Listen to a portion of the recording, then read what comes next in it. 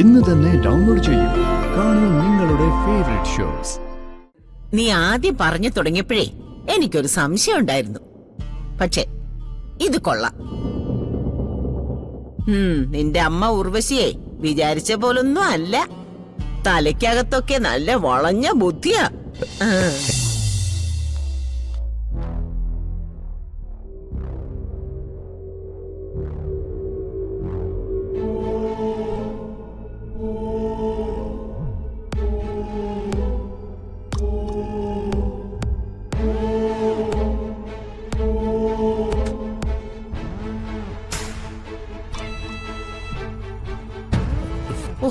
എന്റെ പൊന്നുമോനെ, അവിടുന്ന് ഒന്ന് ഇറങ്ങിക്കിട്ടാൻ പെടുന്ന പാട്.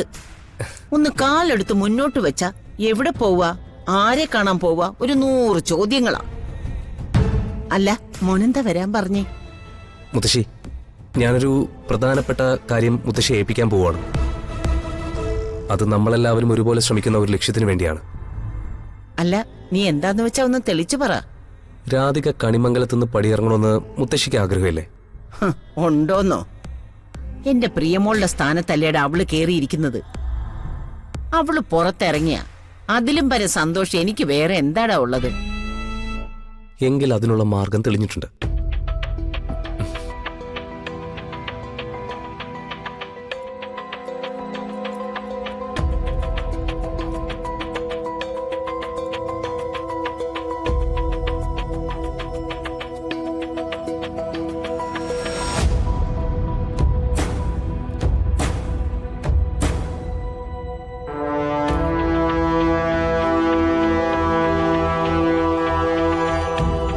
ഇത് മുത്തശ്ശി തൽക്കാലം കയ്യിൽ വെച്ചോ.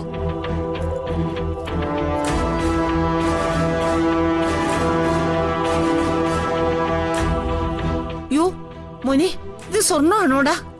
അതെ, സ്വർണ്ണമാണെന്ന് മാത്രമല്ല, ഇത് കണിമംഗലത്ത് പാരമ്പര്യമായി സൂക്ഷിക്കുന്ന ആഭരണമാണ്.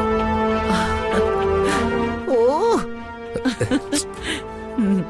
നിനക്ക് ഇത്രയും സ്നേഹമുണ്ടെന്ന് ഞാൻ അറിഞ്ഞിരുന്നില്ല.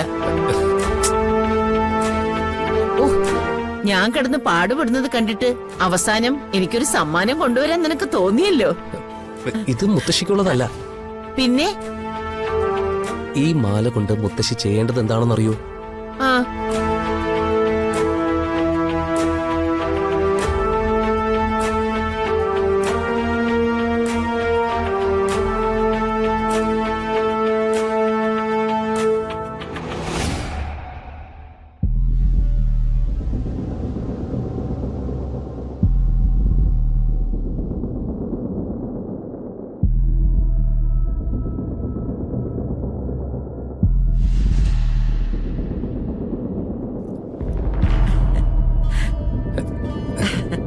ഇതെങ്ങനെയുണ്ട്? നീ ആദ്യം പറഞ്ഞു തുടങ്ങിയപ്പോഴേ എനിക്കൊരു സംശയം ഉണ്ടായിരുന്നു. പക്ഷേ ഇത് കൊള്ളാം. നിന്റെ അമ്മ ഉർവശിയെ വിചാരിച്ച പോലൊന്നും അല്ല. തലയ്ക്കകത്തൊക്കെ നല്ല വളഞ്ഞ ബുദ്ധിയാ. മുത്തശ്ശി, അയ്യോ എടാ, ഈ വളഞ്ഞ ബുദ്ധി എന്ന് പറഞ്ഞാലേ അത്ര മോശം ബുദ്ധിയൊന്നുമല്ല. ശത്രുവിനെ വീഴ്ത്തുക എന്ന് പറഞ്ഞ ചെറിയ കാര്യമാണോ? അപ്പോ പറഞ്ഞ കാര്യം ഞാൻ ഏറ്റു. ആറ്റുവാശ്ശേരിയുടെ കാര്യം മുത്തശ്ശിയുടെ കയ്യില. കണിമംഗലത്തെ കാര്യം അമ്മ നോക്കിക്കോളൂ. അതിന്റെ റിസൾട്ട് രാധിക അവിടുന്ന് പടിയിറങ്ങുക എന്നുള്ളതാണ്. അല്ല, പ്രിയങ്കയ്ക്ക് എങ്ങനെയുണ്ട്? അവളുടെ നില നിത്യേന വഷളായിക്കൊണ്ടിരിക്കുക. ഇപ്പൊ തീരെ ഓർമ്മയില്ലാത്ത അവസ്ഥയാ. മരുന്നൊക്കെ കഴിക്കുന്നില്ലേ കൃത്യമായിട്ട്? ഉണ്ട്. കൃത്യമായിട്ട് മരുന്നൊക്കെ കഴിപ്പിക്കണം. മുത്തശ്ശി ഏത് സമയവും അവളുടെ കൂടെ ഇരിക്കണം. എന്നിട്ട് പ്രിയങ്ക ഓക്കെ ആയിട്ട്.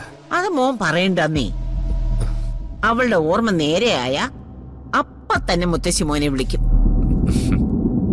അന്നോ പിറ്റേ ദിവസമോ കോടതിയിൽ ചെന്ന് സകല കാര്യങ്ങളും ഞങ്ങൾ പറഞ്ഞോളാം. സത്യം പറയാലോ, ഞങ്ങൾക്ക് വേണ്ടി ഇത്രയും കഷ്ടപ്പെട്ട മോന്റെ അച്ഛൻ ജയിലിൽ കിടക്കുന്നതിൽ സങ്കടമുണ്ട്. ചില ദിവസങ്ങളിൽ ഞാൻ അതോർത്ത് കരയാറുമുണ്ട്. എന്ത് ചെയ്യാനാ മോനെ, നമ്മളൊക്കെ അവളെ പേടിച്ച് ജീവിക്കണമെന്നുള്ള അവസ്ഥയായി. ശരി മുത്തശ്ശി, മുത്തശ്ശി ഈ കാര്യം ചെയ്തിട്ട് എന്നെ വിളിക്കേ. മുത്തശ്ശി പൊയ്ക്കോ. ആരെങ്കിലും കണ്ട് പ്രശ്നമാവണ്ട. ശരി മോനെ, ഞാൻ നടക്കട്ടെ. ശരി.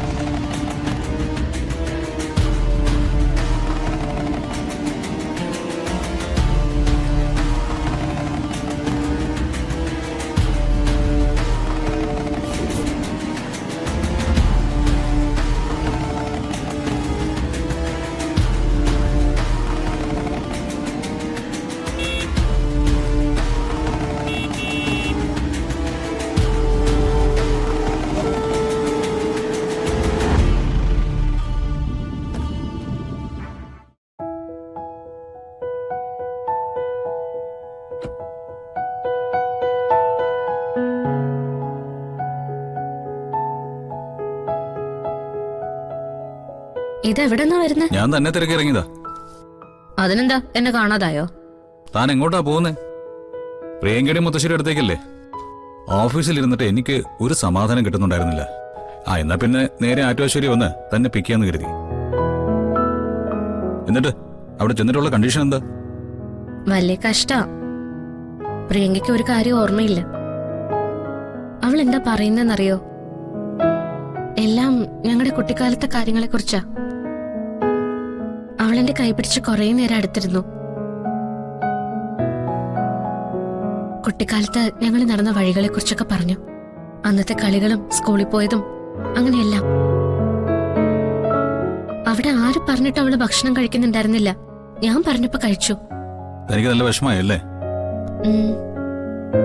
അവളെ ആ അവസ്ഥയിൽ കണ്ടാ പിന്നെ വിഷമാവില്ലേ? എന്നാ പിന്നെ തന്റെ കൃഷ്ണനോട് പറഞ്ഞിട്ട് പെട്ടെന്ന് നമുക്ക് ഓർമ്മ ശരിയാക്കി കൊടുക്കാൻ പറ. അല്ല, അത് കഴിഞ്ഞാ പിന്നെ തന്നെ വേവിച്ചെടുക്കാനുള്ള കാര്യങ്ങളൊക്കെ അവള് ചെയ്തോളൂല്ലോ. വരുൺ, അതെ, വിശ്വസിക്കരുതോ. അവളെയും വിശ്വസിക്കരുത്, ആ സുകുമാരി മുത്തശ്ശിയും വിശ്വസിക്കരുത്. രണ്ടുപേരും ക്രിമിനൽസാ. വേണ്ട, അങ്ങനൊന്നും പറയണ്ട. പ്രിയങ്കയുടെ അവസ്ഥ എന്താണെന്ന് എല്ലാവർക്കും ബോധ്യായതല്ലേ? ആരെയും പറ്റി പറഞ്ഞില്ലല്ലോ.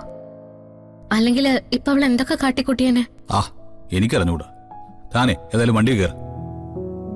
ഇല്ല, വരുൺ ഓഫീസിലേക്ക് പോയിക്കോ. ഞാന് ഇവിടുന്ന് വീട്ടിലേക്ക് നടന്നോളാം. അത് ഞാൻ ഓഫീസിൽ പോകുന്നത് എന്നോട് ആര് പറഞ്ഞു? പോകുന്നില്ലേ? ഞാനേ ടോട്ടൽ പ്രോഗ്രാംസ് അവസാനിപ്പിച്ചിട്ടാ അവിടെ നിറങ്ങിയത്. ആറ്റുവാശ്ശേരിന്ന് തന്നെ എടുക്കുക, പിന്നെ ഒന്ന് കറങ്ങുക. അതാണ് പരിപാടി. എവിടെ കറങ്ങാൻ? എവിടെ കറങ്ങിയാലെന്താ? എന്തായാലും പ്രിയങ്കയെ കണ്ട് മനസ്സ് വിഷമിച്ചിരിക്കല്ലേ.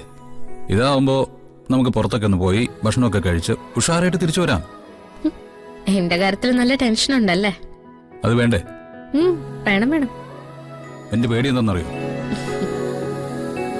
ഇപ്പൊ കുറച്ച് ധൈര്യമൊക്കെ കാണിക്കുന്നുണ്ടെങ്കിലും തന്റെ ഉള്ളില് ഒരു പാവ ഉറങ്ങി കിടപ്പുണ്ട്. ഇവരെല്ലാരും കൂടെ ചേർന്ന് അതിനെ അങ്ങനെ തട്ടി എഴുന്നേപ്പിച്ചു കഴിഞ്ഞാ പിന്നെ തന്നെ എനിക്ക് ഈ കണ്ടീഷനിൽ കാണാൻ പറ്റില്ല. അതൊന്നും പേടിക്കണ്ട. ഞാനിപ്പോ ധൈര്യമായിട്ട് കൂടെ നിൽക്കുമല്ലേ.